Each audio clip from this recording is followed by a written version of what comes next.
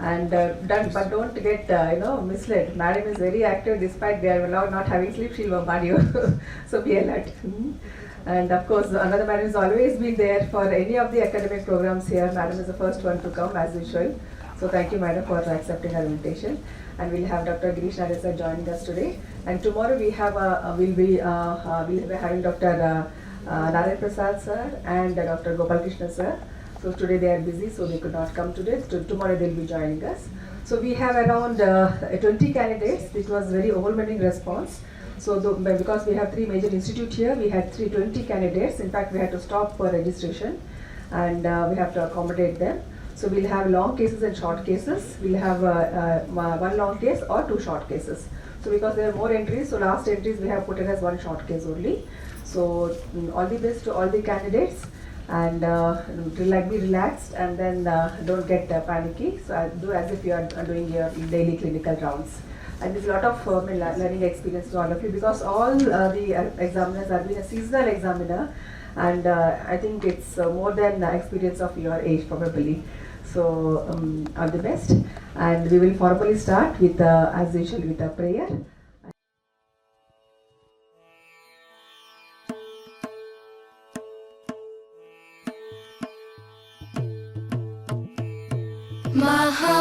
महागणपतिं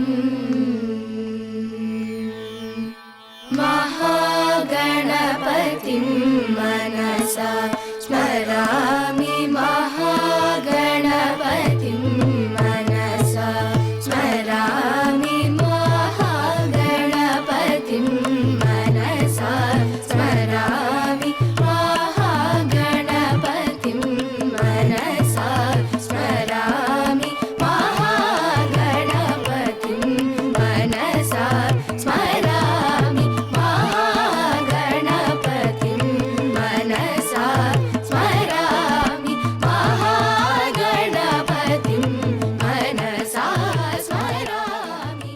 Not for the candidates. So candidate doesn't know what the case is for. So we have 1 hour for the long case, and we have just 2 candidates. They have already examined. The last night they are given. They have examined the cases. They will rightly presenting. So if you are comfortable, officer, madam. So shall we start, madam? So shall I request the first candidate, Dr. Nath, please? My name is Dr. Nath. Good morning, sir. Good morning, ma'am. Good morning, ma'am.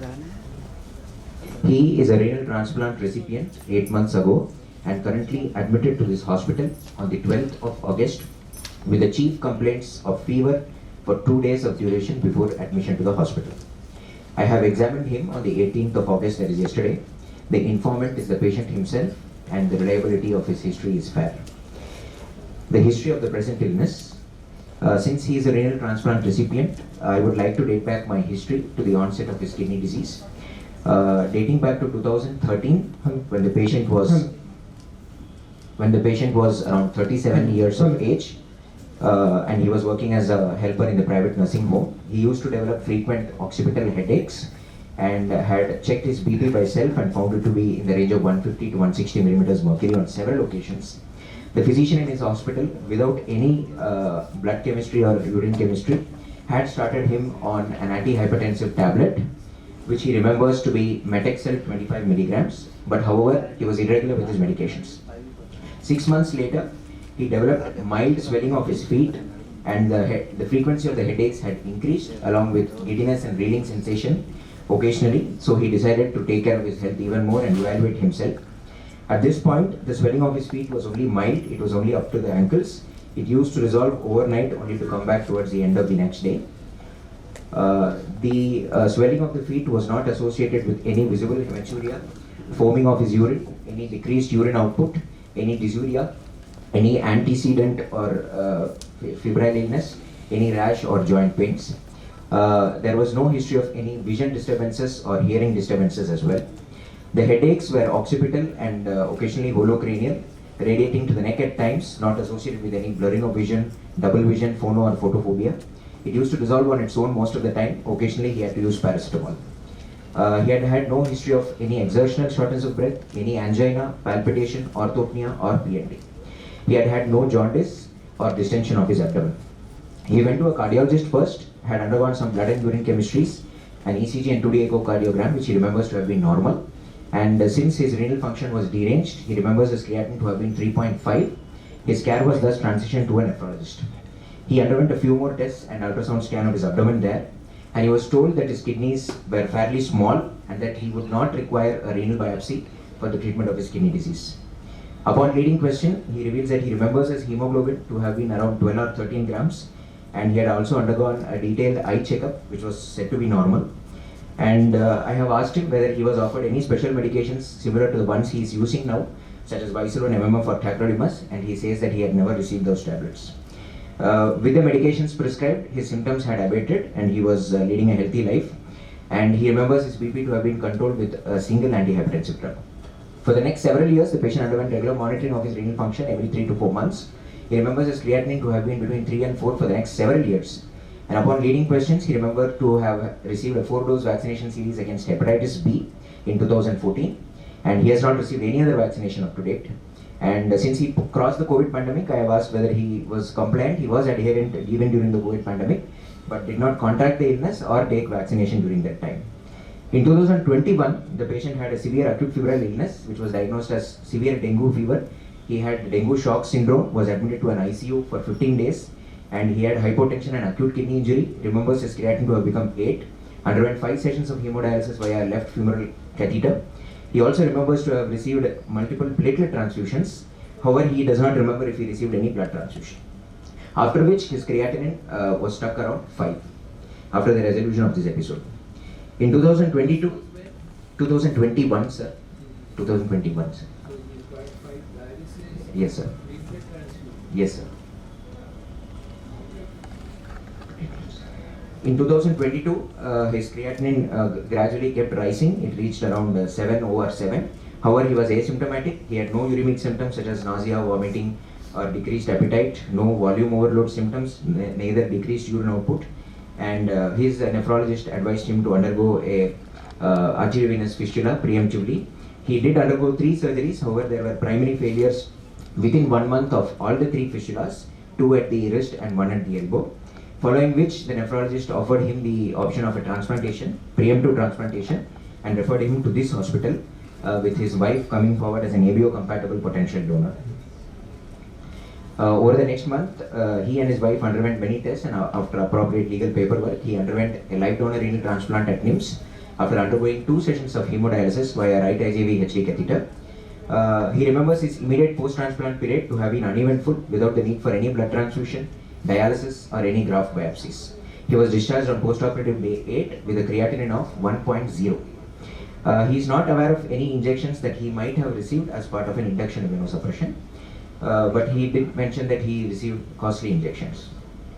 The post-transplant course, at the 3rd OPD visit, roughly 2 weeks after the transplant, his creatinine had risen to 1.6. He was admitted and underwent a renal biopsy, and he remembers to have been told that he had a rejection, and he went on to receive 5 sessions of a special form of dialysis, plasmapheresis perhaps, and some injections also, and he was discharged after 10 to 12 days with a creatinine of around 1.3 milligram percentage.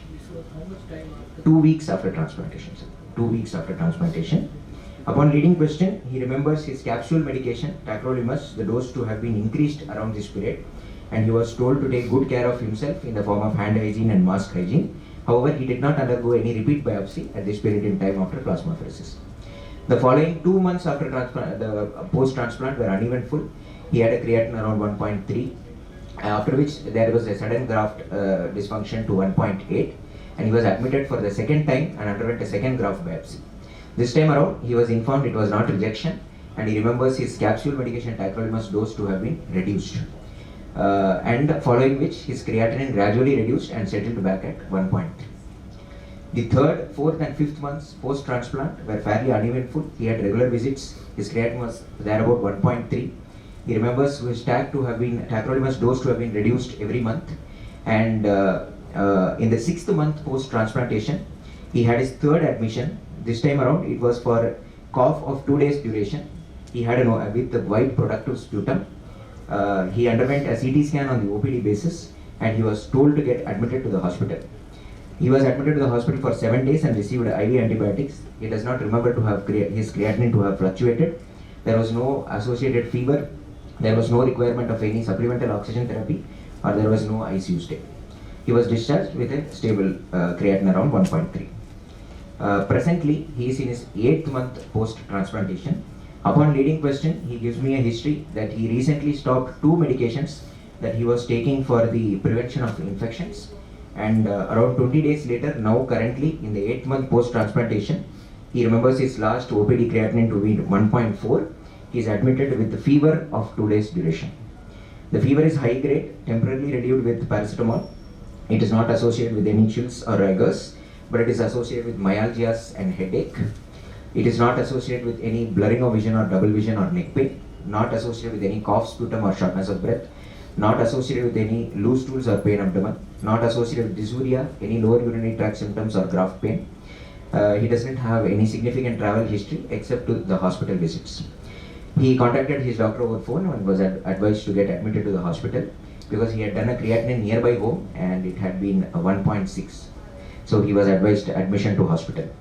The current hospital course, he underwent some tests. Initially, he remembers to have been prescribed a capsule called doxycycline, and 3 days after admission, his treatment was changed. He was told to have contracted to have developed some viral infection, and that he would require intravenous injections for a duration of around 3 weeks, and was offered the option to take it near his home. And 2 days after starting the injections during the hospital stay, he felt better, and he has been afebrile for the last 48 to 72 hours. And his symptoms of headache and myalgias have also reduced. And he does not remember his reports, but his creatinine is around 1.4, 1.5 now.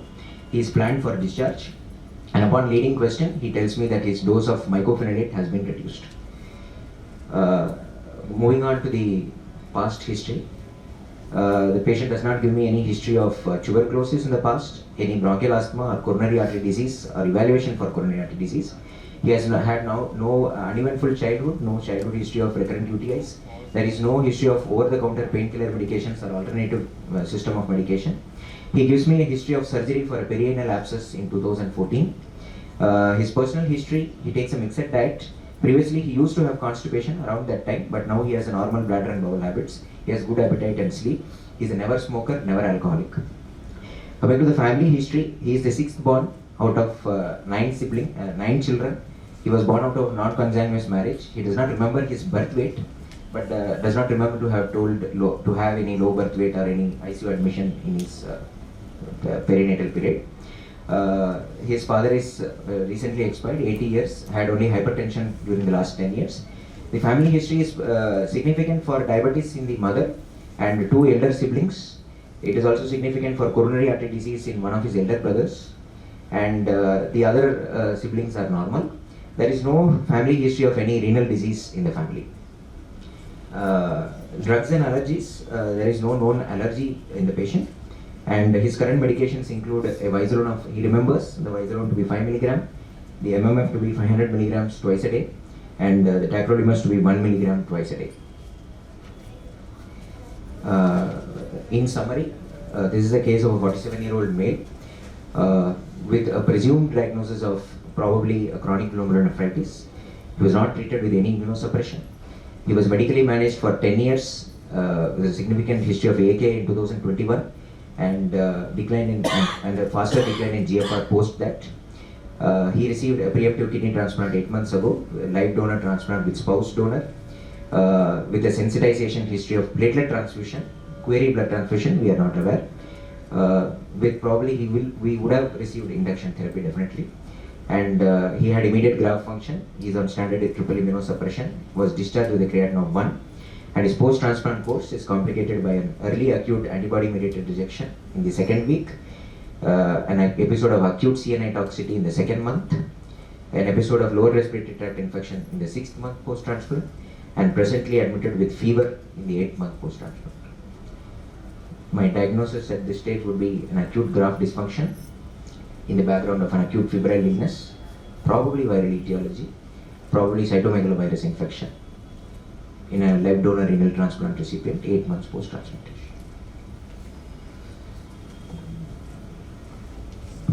Examination. On examination, the patient is conscious, coherent and cooperative. His height, BMI is 31. His Other vital parameters are normal. 140/80. There is no pickle, no tremors. I have checked for tremors.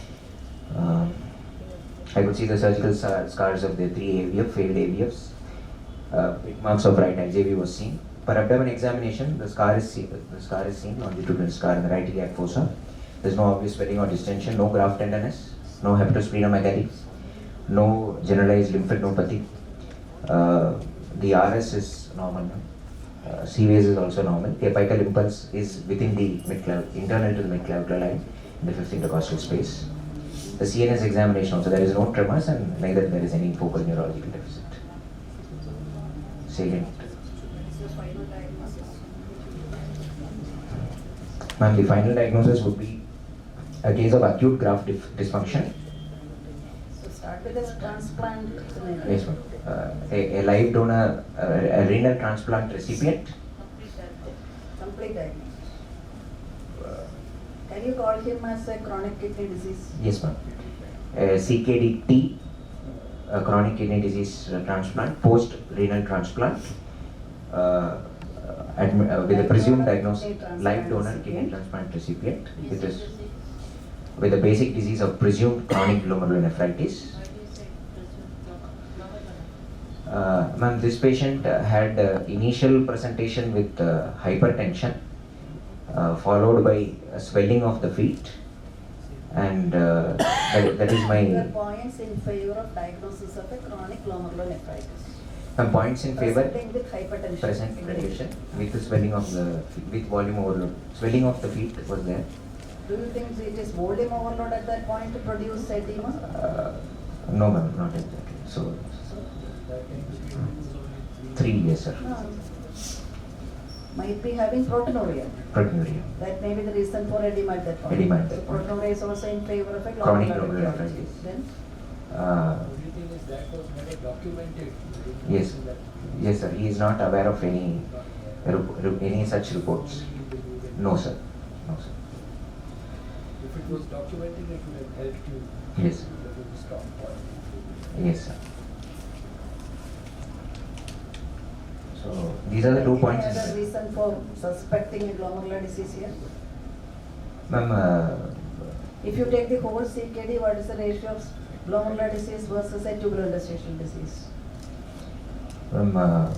glomerular disease is more common than tubular disease. 80% is Glomerular glomerular disease. disease and 20% is only Tubular interstitial So it disease. is major cause of a CKD in a young adult. Yeah. So that is another point for you to suspect a glomerular etiology. Yes, ma'am. If it is a glomerular disease, what sort of disease is likely? Ma'am, my first.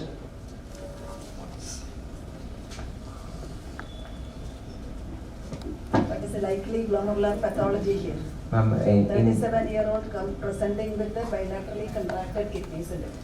yes, ma'am. He was told to be small. We are not aware of the sizes, ma'am. Biopsy was not Not done. So we presume that it was contracted kidneys. Yes, ma'am. In the 4th decade of life, my first differential for a primary glomerular disease would be IgA nephropathy. The second possibility would be a membranous nephropathy, but with a non-nephrotic proteinuria in this patient, in this particular Do you think patient. a membranous nephropathy with a non-nephrotic proteinuria progress to SRD to at 37 years? Unlikely. No, unlikely. What is more likely? IgA, FSGS is another possibility. FSGS is a possibility. But the patient, Anything else? because he is in his 4th decade, I would still consider a case of hereditary nephritis like Alport syndrome. Even though there is no family history or no vision or hearing disturbance. Nothing to suspect an Alport No. here, just because of 37-year-old male. Yes, ma'am. Otherwise, nothing to Nothing to suspect an suspect. Alport in this case in a Yes, ma'am. Yes, Would ma'am. it be membranoproliferative glomerulonephritis? Yes, sir. It's still possible, sir. Possibility. Those which would be more likely than, much more likely. Membranous. Yes, sir. More likely than Yes. membranous. Okay. So you can keep those as Yes. possibilities for the basic disease. Yes, sir. So I would keep IgA nephropathy, FSGS, membranoproliferative glomerulonephritis, then followed by probably membranous. Unlikely. CKDT, with a live donor renal transplant, with his wife as donor, with a basic disease of presumed chronic glomerulonephritis, who received induction, sensitization history. Diagnosis should be only diagnosis. Diagnosis. Don't summarize again. Yes, ma'am. With acute, presented with acute graft dysfunction, An episode of antibody mediated. yes, sir, with episode of early acute antibody mediated rejection, Okay. with episode of acute CNI toxicity in the 2nd month, with an episode of lower respiratory tract infection in the 6th month, and currently admitted with acute graft dysfunction. LRT, yes, ma'am. Okay. With acute graft dysfunction in the background of acute febrile illness, probable viral etiology, probable cytomegalovirus infection.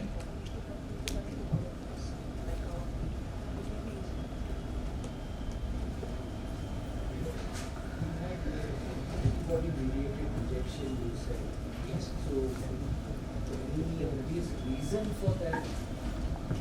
Sir, since he has received, developed an antibody-mediated rejection within 2 weeks of transplant, he should have been definitely pre-sensitized, and there is a history significant for platelet transfusions. And we are unaware of blood transfusions, but he did receive platelet transfusions. But it was in the remote past, so that may be one reason. I'm not aware whether platelet transfusions cause sensitization or not. Have you specifically looked up this point?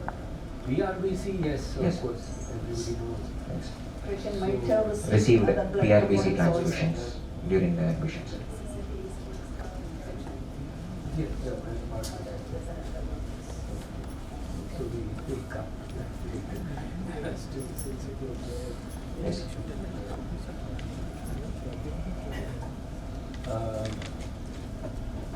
So that was the only sensitizing event Yes, sir. that was there in this patient. Yes, sir. Now, with this patient had his wife as the donor, what kind of induction would you have used if you were doing the transplant? Yes, sir. Sir, I would go for a T-cell depleting antibody as the induction, sir. A rabbit antithymocyte globulin I would use, sir, as the induction therapy, along with pulse methylprednisolone, high dose of corticosteroid. Why do you specifically use ATG? Why not IL-2 receptor antibodies? Ma'am, a polyclonal antibody has RATG being a polyclonal antibody has more T-cell depleting. It's a T-cell depleter and is associated with a lesser rate of rejections, biopsy proven acute rejections in comparison to basal. KDIGO recommendation on induction. For a low immunological risk transplant, the KDIGO recommends an IL-2 receptor antagonist. This is a high immunological risk scenario. We use ATG. Ma'am, the patient has a history of sensitization with blood products, and it is a spouse donor, so likely to be HLA non-identical. HLA mismatches could be more. So I would consider this to be a. How will you assess the pre-transplant immunological status if you want to use ATG? In a patient with any history For of. this particular patient. Yes, ma'am. Because he has a history of pre-sensitization, even though he has a live donor, I would still consider doing a panel reactive antibody. And because there is a live donor, I would do a CDC cross-match and a flow cytometry cross-match prior to the transplant. And if finances permit, I would also do a single antigen bead to see any antigen.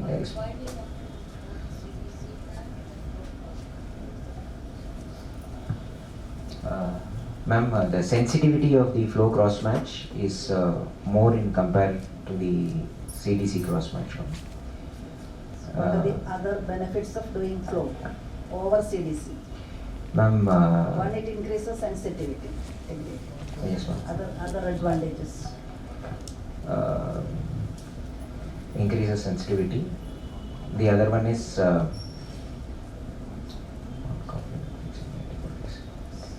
the non-complement fixing antibodies may also be picked up. Non-complement Fixing fixing antibodies antibodies also. will be You picked can up. have a separate B cell and T cell T-cell. cross matches are possible. These are the three advantages of flow over CDC. So I will do these 3 tests and assess for any pre-formed donor-specific antibodies.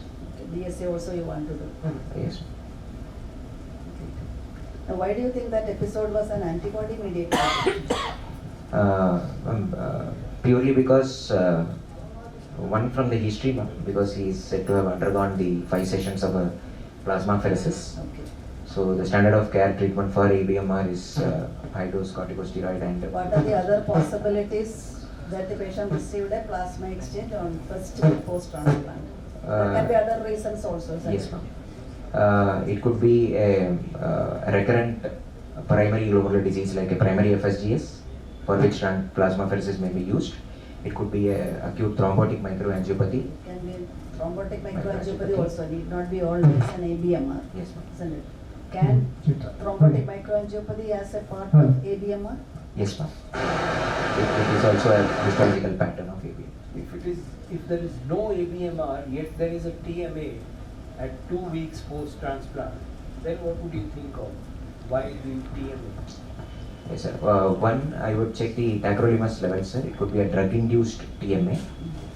Is the drug-induced TMA related to the level of the No, sir. It is yes, sir. Idiosyncratic, sir. Yes, sir. Unrelated? Yes, sir. Yes, sir. So, I would still think of a drug-induced TMA, sir. Immediate post-transplant.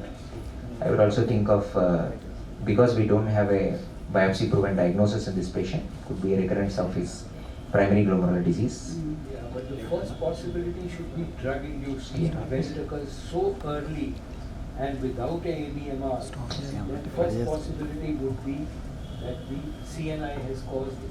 Yes, sir. Supposing that is the case, I would go for cyclosporin rather than mTOR. Yes. mTOR are relatively poor Immunosuppressive. immunosuppressive agents, yeah. Not very potent agents. Yes, sir. So I would certainly go for Can cyclosporin. mTOR also produce TMA? Yes, Also, Yes, is ma'am. known to produce TMA. TMA. Plus, in the immediate post-transplant period, it could also lead to lymphocyte formation, poor wound healing, are also mTOR. yes. Immunologically, it Have is you low. ever seen any transplant recipient who's now getting mTOR inhibitors? Have you ever seen Not in the immediate recently? post-transplant. Not in the immediate Not post-transplant. seen. If at all it is used, Yes, and sir. it's used to a very limited extent, Yes, sir. which one is used and in what combination? Sir, everolimus is Yes. used these days, sir. With what? Sir, with With what else? mycophenolate, a combination. Combination. Visalone, mycophenolate and everolimus. Sometimes even quadruple immunosuppression with I would, if I were to use that, I would use low dose everolimus, low dose tacrolimus, and low dose steroid. okay, sir. That is one regimen which is acceptable if you want to use mTOR. Okay, sir. Otherwise, generally I would not use it at all. Which is the major landmark trial which compared all these immunosuppressive drugs? It was the Elite Symphony trial. They had compared standard dose of cyclosporin along with everybody got steroid and mycophenolate. There was a group with standard dose cyclosporin, low dose cyclosporin, low dose tacrolimus, and mTOR. What are the other clinical situations where you think of adding an mTOR inhibitor? Ma'am, a patient with recurrent acute CNI toxicities where we are You finding want to step down the dose of dose. CNI? One. Number two, in cases of recurrent infections as well, ma'am. Okay. Some antiviral properties. Yes, ma'am. Antiviral properties, Then? especially in BK virus nephropathy. And Third, any patient who is at high risk for developing any malignancy post-transplant. viral infections, malignancy, and you want to reduce the CNI level. These are the 3 situations where you think of adding an mTOR inhibitor. Yes. This situation you said recurrence of the primary disease as a cause for indication of plasmapheresis. 2 weeks post-transplant. Yes. What are the differential diagnosis of the recurrence of the primary disease? Yes. For which you are planning to you can do plasmapheresis. Yes, sir. So which primary diseases in this type of critical situation with the smaller kidneys have recurrence, which disease can recur? A primary focal segmental glomulosclerosis, sir, and atypical hemolytic uremic syndromes. These 2 diseases. crescent glomerular. anti-GBM? Their recurrence rates are fairly low. Does anti-GBM recur? No, sir. Never. Almost Yes, sir. never. Yes, sir. So therefore, don't mention anti-GBM. Yes, sir. You mention the others. You said, yeah, coming to this viral infection which you are thinking of now, which is a problem right now, Yes, sir. do you think this could be related to the immunosuppression which this patient has received right from Definitely. the start? And definitely, sir. What connection could it have? Yes, sir. The patient is likely to have received a good induction immunosuppression in the form of ATG, T-cell depleting antibody. Number two, he had an episode of immediate rejection. Ma'am, he does not remember, ma'am. Does not. Does Okay. not. Right. So, One and two, he received anti-rejection therapy in the form of both plasmapheresis, hiking up of baseline immunosuppression as well as additional dose of steroids. Number two, and yes, and I would also like to highlight that he stopped two medications which were supposed to prevent infections. On the what history do of you think were those two? one is cotrimoxazole, trimethoprim sulfamethoxazole, and the other is valganciclovir. Yeah. So, after Usually, the stoppage- stopping within 2 weeks, he has come with a fever. He calculating the timeline, he has received it for 6 months, 200 days. What is the current recommendation on CMV prophylaxis? Uh, Do you recommend it for 8 months post-transplant? no, not for 8 months. He has 8 months now. 8 months. He has stopped around 20 days ago. I mean, probably he didn't have. So do you give prophylaxis for 7 months or 8 months after transplant? No, ma'am, maximum is 6 months. Recommendations are for 6 months, 3 to 6 months. Ma'am. After risk stratification of the patient, whether high, intermediate, or low risk. What are the high-risk patients for CMV? The high risk patient is a donor positive, recipient negative serology for IgG, and any patient who has received a T cell depleting antibody also is a high risk. In India, Yes, sir. a patient of this age group, recipient of this age group, which category is he likely to belong to? R plus categories. Definitely R plus. Sir. And the donor will Also be R plus plus. 90% will be D plus R R plus. plus. R plus, isn't it? They are all intermediate risk. Do you give prophylaxis for D plus R plus? Yes, sir. Yes, ma'am. We use universal prophylaxis strategy for all our patients, where we give only a dose of 450 milligrams once a day for a duration of 3 months if the patient has not received induction. Compare 3 months versus 6 months of CMV prophylaxis. Impact trial. I'm not. And what was the result? It was shown that 3 months is equivalent. Is it? I'm not that. Impact trial. Wherever possible, 200 days of prophylaxis is better than. The only difference is that if you give it for a longer period, Hello, check. you may have better protection, but you may only delay the development of The disease. Yes, the sir. disease. What would you do if it is a D plus and R minus situation. Ma'am, I would start them on oral valganciclovir at a dose of 900 milligrams daily for a period of at least 200 days. I would go for universal You prophylaxis. go for 900 milligrams. Not, you said 450. 450 is what we practice. Yeah. So why is it 450 and not 900? I agree with you. For the Indian population. It's not Indian population. How much GFR is there when you have a good functioning transplant, right? Yes. What is the GFR of that kidney, roughly, Yes, sir. average? how much? 60 to 70 ml. Not more than that. Yes. Can't be more than that. So therefore, you reduce the dose. Yes, sir. 450 milligrams is generally enough. Yes, sir. Although there are some people who believe in 900, but 450 is usually enough. Yes. With normal drug. So what madam asked you, when you have a B plus R minus situation, you might want to avoid ATG induction if the immunological risk is not too high. Yes, sir. That is one other thing that you can do. And Yes. of course, this prophylaxis. Yes, sir. That's what you can do. So you said he is asked to take IV injection Yes, sir. for 3 weeks. Yes, ma'am. What is the difference between giving intravenous Galcan and oral? Is there any child which has compared both?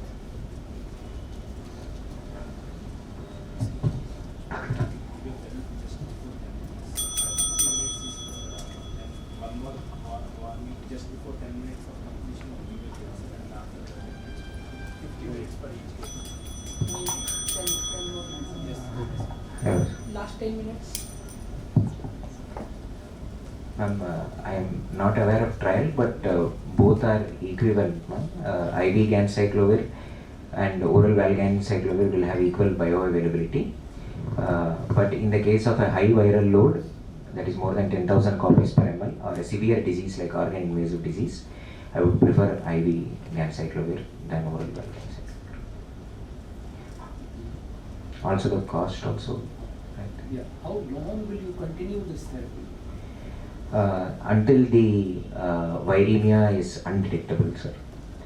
Two CMV PCR results 1 week apart, the viremia has to be undetectable. Roughly 3 how much weeks. time it takes? 3 to 4 weeks. 4 weeks. 3 to 4. When you stop therapy, Yes, sir. how much time will that be? You will first given 3 weeks, you said IV, Yes, sir. IV GAN, Yes, sir. and then you will be giving Oral Valgan. Valgan, sir. Yes. So roughly how long will be the total course? It would be around 4 months, sir. 4 months. 4 months, sir. Are you going to give secondary prophylaxis after that? Yes, sir. We practice secondary suppressive prophylaxis for all the patients who develop CMVs, though there is no recommendation in the KDIGO. How do you think the diagnosis would have been confirmed in this patient? One is, of course, you mentioned the PCR. Yes, sir. So, is there a cutoff value? No, sir. There is no standard cutoff value for the PCR. But in the absence of other causes, with a clinical presentation compatible with CMV, with a positive PCR, we can diagnose it as a CMV syndrome. Any rough figure? I agree there is no internationally accepted. Yes, sir. Sir, anything more than 500 copies per ml, sir. 1000. Maybe 1,000 to 2,000, roughly, that is the cutoff. That is. If the patient is resistant to your IV ganciclovir, what will you do? Ma'am, I would go for a mutation testing, ma'am. For UL97 and UL54 mutations. And if the patient has a UL97 mutation, all the 3 drugs that are available for resistant CMV may be used, namely maribavir, foscarnet and cidofovir. If the patient has a UL54 mutation, I will not be able to use cidofovir. I can use foscarnet or maribavir. Sometimes we may not find any mutation. Then my strategy would be to increase the dose of IV ganciclovir according to GFR, maybe to around 7.5 mg per kg, and try therapy. Besides fever, what other manifestations can occur in CMV? There can be reduced white cell count. There can be hepatitis. There can be graft dysfunction. There can be pneumonitis. Unlike What is the most common clinical presentation? of CMV syndrome. CMV syndrome with LFT abnormality. Post-transplant CMV disease. 2 common presentations. No? One fever with non-specific constitutional symptoms and a mild hepatitis with low white cell count. Leukopenia. Low leukopenia and mild hepatitis. Thrombocytopenia and hepatitis. Graft dysfunction Function. Yeah. and colitis. Yes. These are the GI common clinical presentation in our renal transplant Yes, center. What are the other comorbidities that CMV can produce? It can, if the patient is anti-HCV positive, it can reactivate his HCV or lead to progression of Kinds HCV of disease. HCV. Yes, ma'am. Two? Thereby post-transplant diabetes mellitus. Okay. It can lead to, it can precipitate a graft rejection. Graft rejection. It can lead to other opportunistic Uncontrolled infections. hypertension. Any increased incidence of TRAS? I'm not aware. Okay. What is CMV retinitis? What is the fundus picture of the CMV retinitis? Ma'am, there will be hemorrhages and necrosis will be there, right? In the retina. Hemorrhage and Tell me the necrosis. classical inclusion bodies picture in a histopathology. Ma'am, there will be, the affected cell will be large. Which cell will What be is the affected? description? With Cell. which cell? Which cell in the kidney? The tubular epithelial cell. Tubular epithelial cells. Which it will have a intracytoplasmic or maybe even intranuclear large inclusion bodies. Typical means? Cytoplasmic. Is it? Confusion. Nuclear. Intranuclear. And typical description. Aulai. With Aulai. the halo and the cytomegaloid. Yes. Looking at an aula appearance. I think the time is over. So just one last question before you go. Yes. Have you, in the last few days, I read about the success of xenotransplantation. Have you read about it? What latest, how long has the kidney supported this? Yeah. And where is this being done? The recent one I'm not aware, sir. Few days ago for 48 hours it worked. What was that? That was a pig xenotransplant cell. Big xenotransplant. Landmark is where Who was the recipient? It was a human. Yeah. Human being. Sorry. Which type of human? Brain dead. Brain dead. So the same kind of transplant, and now they've shown that it has worked for as long as 1 month, and they're following it up further. So that maybe in the future, Yes. may not be in our lifetime. In our lifetime. Okay. Thank you. Thank you. Thank you, sir.